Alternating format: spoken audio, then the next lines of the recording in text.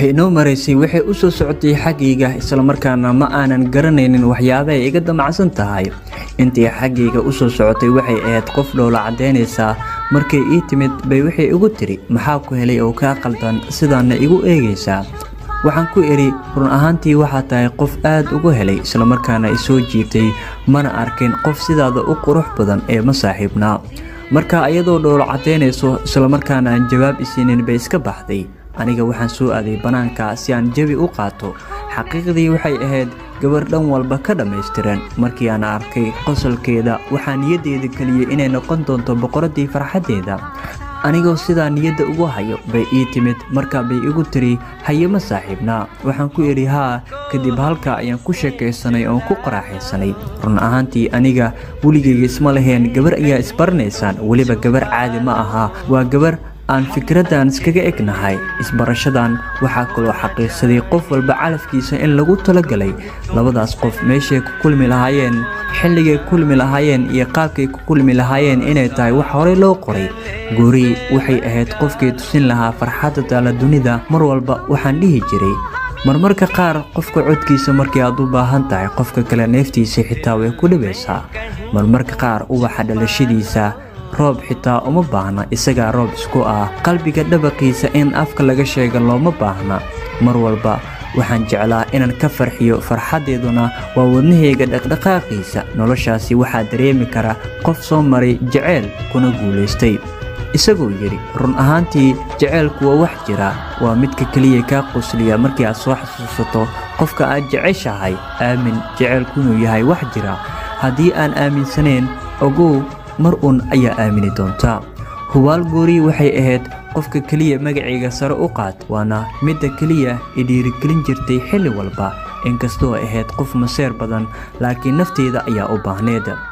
waxaa saaxiibo ahayn muddo 4 sano ah sanadkii 5aad waxaan wadaagnay xiriir jecel waa sanadkii aan cadaadiska u maray maseerka ay iyada qabto dartiis laakiin waxay ahayd qof waxgarad ah isla markaana dareemi kara marxaladda jaceylka marmarka qaar markay iga xanaaqdo waxaan ahaa qof raali geliya sababtoo ah fursad ayay isiin jirtay si aan uga hadlo waxyaabaha jira ayada waxay ahayd qof waxgarad ah wax walba dareemi kara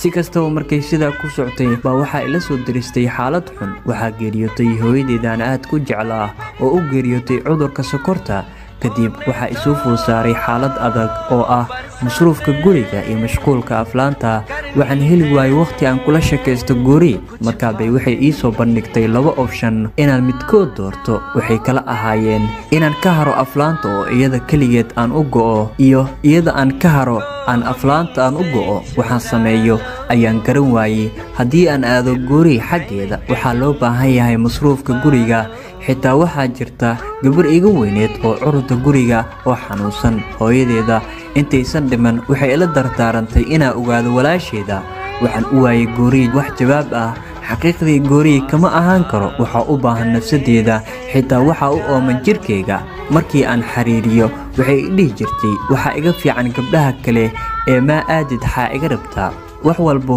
waan ka dhaadhiciyey laakiin way ii suurtageli weysay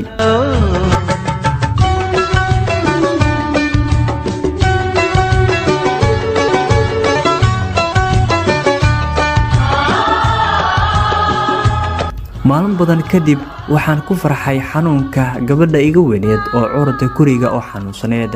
kadib waxay iga dareentay inuu yahay jaceyl waxay wada kulmeen goori kadib walaasheeda markay ii timid bay ii sheegtay in gooriyay u baahan tahay guur ama aan iska hilmaamo xiriirkeeda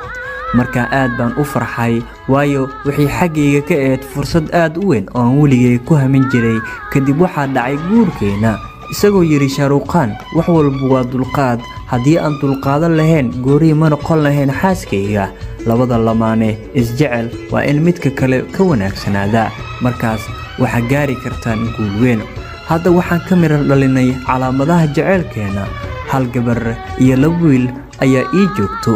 waan ku faraxsanahay in xaaskayga ay noqoto goori पे मरते हैं हम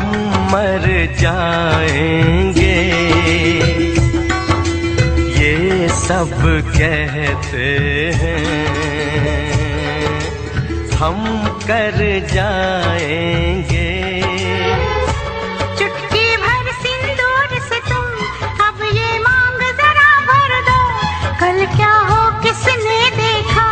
सब कुछ आज अभी कर दो। हो ना हो सब राजी, दिल राजी, रब राजी। पास आओ गले से लगा लो, हमको हमी से चुरा